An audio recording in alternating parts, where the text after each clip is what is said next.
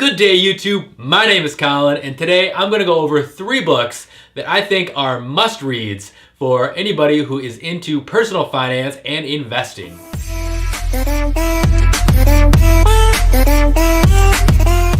Alright, so let's jump right into this. This is going to be fun. The first book I want to talk about is a very popular personal finance book written by a guy named Robert Kiyosaki, and that is going to be Rich Dad, Poor Dad. You may or may not have heard of this book. It's super popular, for sure, probably top 5 of, in terms of popularity for personal finance. Real easy read and real light. And it doesn't get too dense into specifics, but it teaches you a lot of good concepts. And not everybody takes away the same thing from all these concepts, but it's really cool and really beneficial to start learning some of this stuff. I know I read this book when I was 10 years ago, when I was 20 years old, and I don't think my personal finance situation would be the same today. For sure it would not have been if I didn't read this book at that age and start developing some of my habits then that I have had since then. So one of the first concepts I want to talk about is it breaks down kind of the 4 different ways people make money, because a lot of people and the first one is the way that a lot of people traditionally think, well, when you need money, you just get a job and you go work there and you get money, right? I mean, that's what a lot of people kind of grow up just being taught. So that's the first way, and that's called being an employee. Next way is a little less popular, but still, a lot of people do this, and that is kind of being a sole proprietor. Maybe you're a plumber and you work for yourself. You get different odd jobs or whatnot. Maybe you're a mechanic and you fix things on, you put an ad on Craigslist. Maybe you're an attorney. And you put an ad out in the yellow pages and you generate your own business. You work for yourself. So that's another way people make money. Now, the next one is sort of the next step in that progression, and that is business owner. And that means that kind of pretty self-explanatory, but you own a business and you have employees that work for you. So that's another way that you funnel in money. The last way is, of course, is an investor, and that is, you use your money to make money. And now, there's nothing wrong with making money in any one of these 4 ways, and a lot of people make money in more than one of these 4 ways. For example, being an employee, some people hate their job, some people love their job. Whichever class you're in, if you love your job, then that's probably a good way to make money. If you hate your job, probably not. So maybe you want to look at some of these other ways. And for sure, there's no reason that you can't also be making money in that 4th quadrant, which is investor. And not all these are for everybody. For example, being a business owner, some people can be a proprietor, but they cannot be a business owner. And I've seen this in my personal life where they just cannot let other people handle things. There's some people are just too much. They need to be in control. And for them, maybe being a proprietor is being better than being a business owner. So in the book, I would say that they say that being an employee is the worst way to make money. And owning your own business is the second worst. Then being a business owner is, pretty good, but then being an investor is the best way. I think any one of those 4 can be good for you, depending on your personal situation and depending on what motivates you and what makes you happy. Now, but it is good to know, because maybe you hate your job and maybe you want to look at maybe being a proprietor. So it's a great concept to learn and a great concept to understand, and definitely beneficial, and definitely something I got out of that book that I thought was great. Next thing is basically just how people pay taxes and the different ways that the rich pay taxes versus the poor. Now, this book breaks down a lot between the key differences between what he calls rich people and poor people. Now, he says he has a rich dad and a poor dad. His real dad is his poor dad, who actually is a professor and makes decent money, but just doesn't know how to use it correctly. So for that reason, he stays poor. And his friend's dad teaches him all these great concepts and uses his money much more effectively. And because of that, is a rich dad. And one of the key differences is how rich people pay taxes and how poor people pay taxes. And spoiler alert, the rich people pay less taxes. And there's so many loopholes. Some of the stuff seems, when you'll read it, and if you didn't already know some of the stuff, you're gonna think that it's illegal or certainly unethical. And he's gonna point out time and time again that it's perfectly legal, and he'll provide You'll even see in the book there's a lot of proof, court cases and things like that will show this stuff is all perfectly legal and it's done all the time. Like incorporating, funneling all your money through a corporation so that you have to pay less effective taxes, and purchasing a lot of your personal items through a corporation. Some of these concepts, it seems like you're just cheating the tax man, but it's perfectly legal. And that's, by the way, how Trump is able to pay so little taxes, and people like him, like Warren Buffett, why he pays less taxes than his secretary. So definitely something that I think everybody should understand, if not only to benefit personally, just to understand fundamentally such an important concept that's so relevant to our country and how it runs and how it's funded. Awesome concept to understand. Next thing, and this is probably maybe one of the most beneficial things I got out of this book, reading it at the time of my life that I did read it, and that is just how poor people spend money, how middle class people, or rather how poor people use money, how middle class people use money, and how wealthy people use money, okay?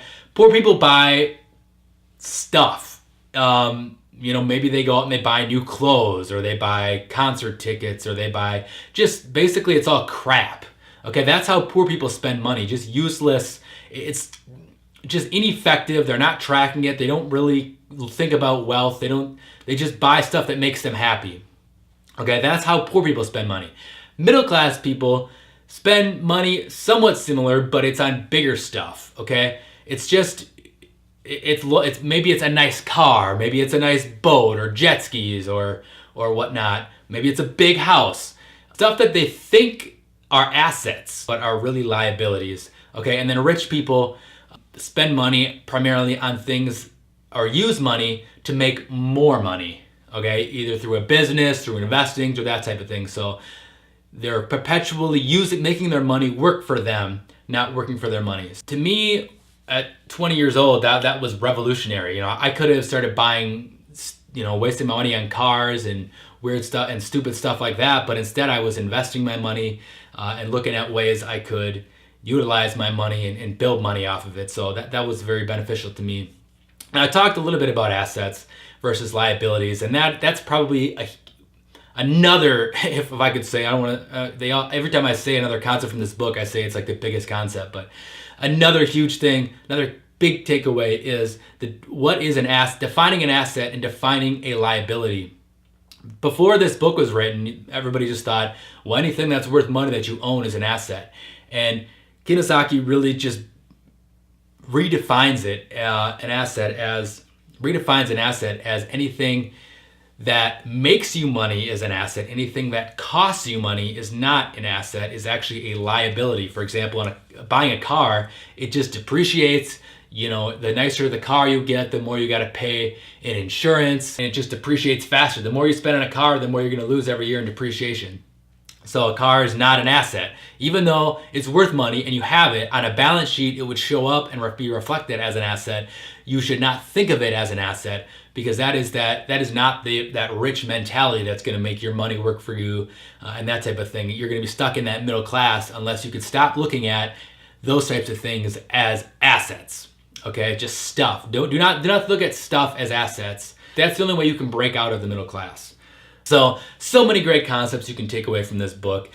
Go ahead and check it out. I put a link to it out for Amazon in the description, so go ahead, check that out. Now, moving on to the next fundamental book, and this is maybe a little bit less popular as far as investing and that type of thing, but I think it's something that everybody who's investing in the stock market needs to read, and that is a book by Al Rice and Jack Trout called Positioning.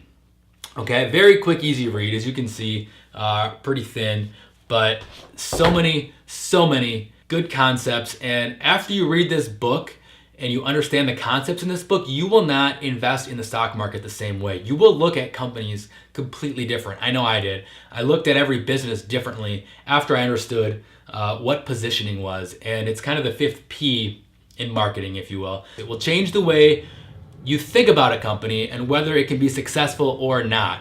Okay, it's a revolutionary marketing book, and there's really one main concept from this book, and that is that every company needs to occupy a position in the marketplace, and how well you can occupy that position is going to dictate going to have a huge effect on how successful you can be as a company.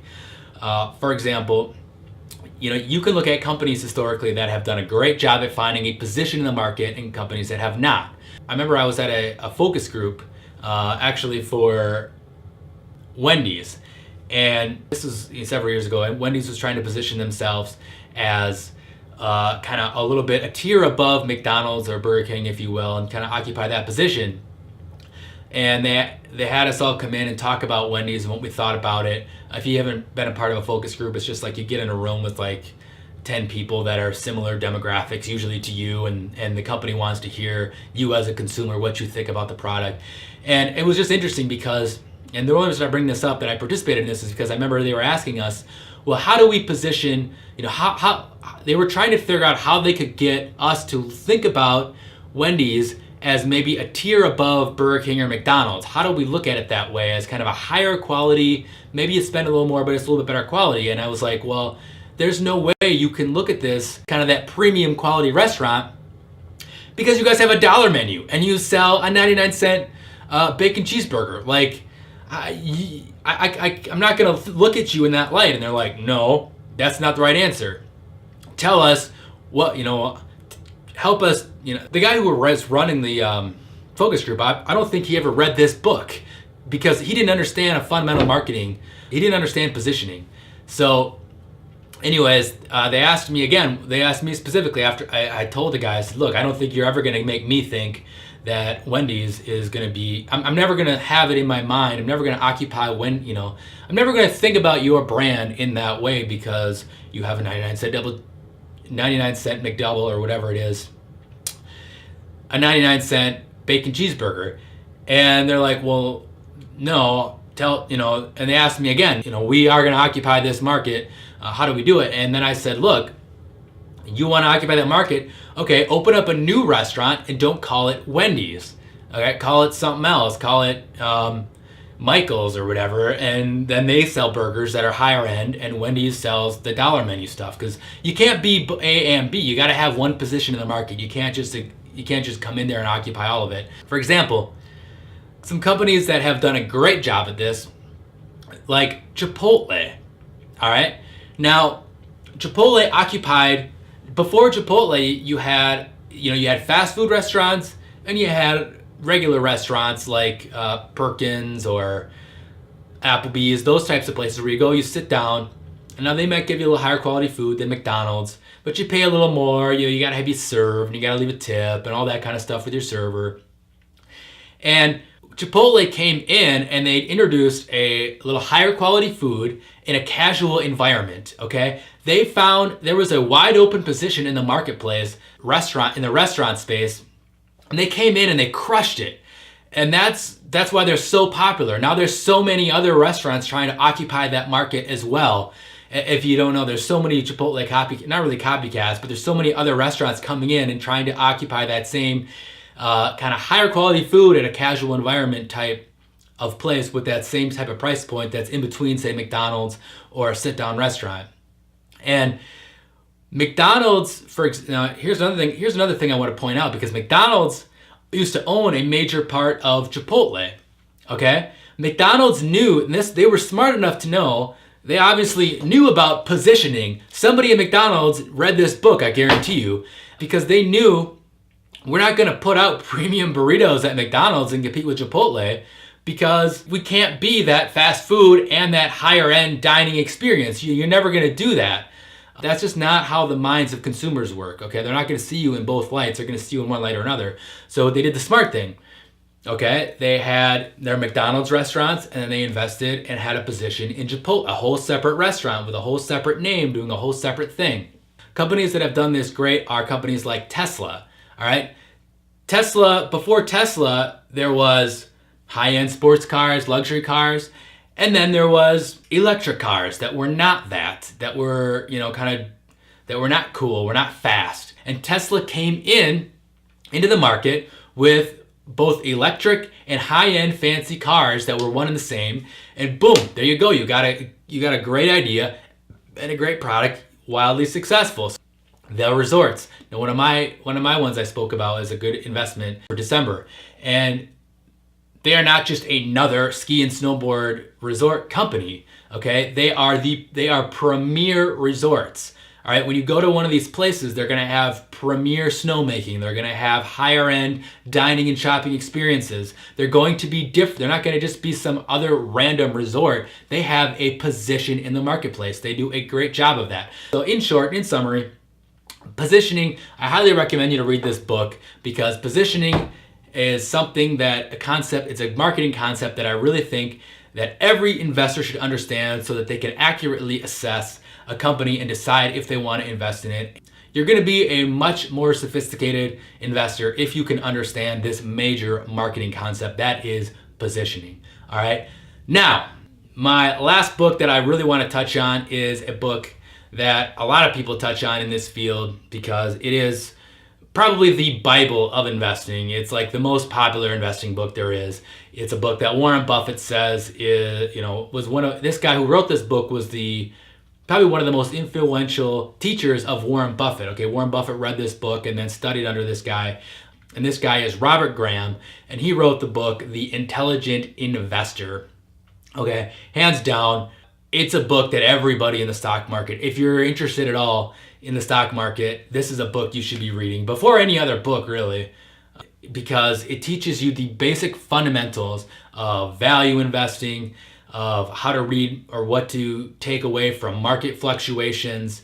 It gets you overall in the right mindset of an investor, and gets you starting to think about the right things when you invest. Okay, because I see so many people out there that I know that have not thought about value investing. They probably haven't read Graham's book, because they focus so much on the market, on whether it's gone up, whether it's gone down. Oh, this looks like a hot stock, maybe I should buy it.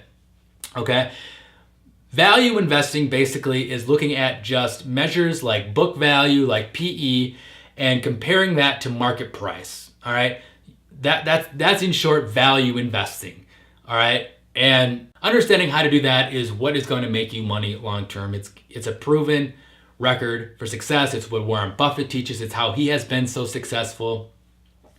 And focusing on that, and not being swayed so much by market fluctuations and all the other stuff that goes on, or speculation, it's going to just teach you a valuable mindset to have for investing. Another key concept from this book that I think is often overlooked by people, and that is just the big difference between entrepreneurial type investors. So this is people who can probably expect the best type of returns, versus defensive investors who probably cannot expect quite as good of returns, but still expect good returns. All right. And you got to decide which one type of those you are. Now, you can be a little bit of each, but really you got to look at them in separate lights, and really start to be honest with yourself on which one you are. Okay. To be an entrepreneurial investor, it's got to almost be a full-time job. You got to love looking at, listening to conference calls, reading finance reports, 10K, 10Qs, and really just reading the Wall Street Journal and studying, reading, researching about different companies. If that's for you, then entrepreneurial investing might be your thing. If that is not for you, maybe defensive investing is your thing. And defensive investing, there's nothing wrong with being a defensive investor, okay? You can still make money as a defensive investor. And Graham even points out, this is probably where most people should fall into, okay? Being a defensive investor is fine. What you don't want to be is somebody who thinks they're an entrepreneurial investor when they should be a defensive investor. So a defensive investor is basically one who doesn't focus too much on whether, what's going to happen in the market, whether oil is going to go up or down, or different industries.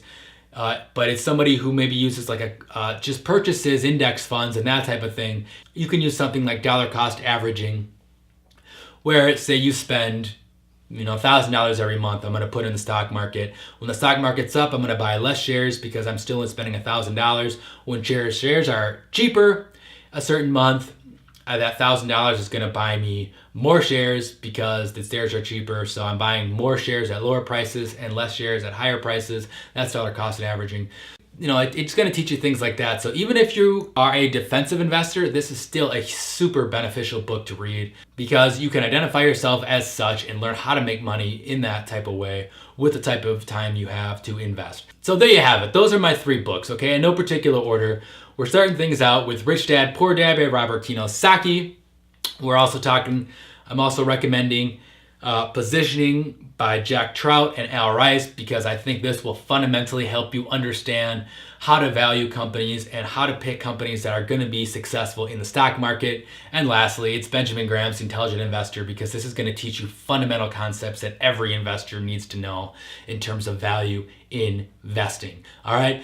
Links to all these books in Amazon are below. Otherwise, I'm sure all of these books are at your public library. If you want to go ahead and reserve them there, that's another great thing to do. Other than that, that's today's video. Hope you found it enlightening. So if you've read any of these books, you think they're good, or you don't really agree with these picks, or you really want to comment, I would love to read it. I always have fun. I pretty much reply to every comment, and I love when you guys are interactive with me. I love the interaction with these videos. So please, I always enjoy your comments. Please leave me a comment. Other than that, if you enjoyed the video, found it fun, found it educational, whatever, feel free to give it a like. Also, feel free to subscribe. I try to regularly keep some videos coming out in terms of personal finance, in terms of investing, that type of thing. So feel free to click that subscribe button. Other than that, thanks for watching Financial Success.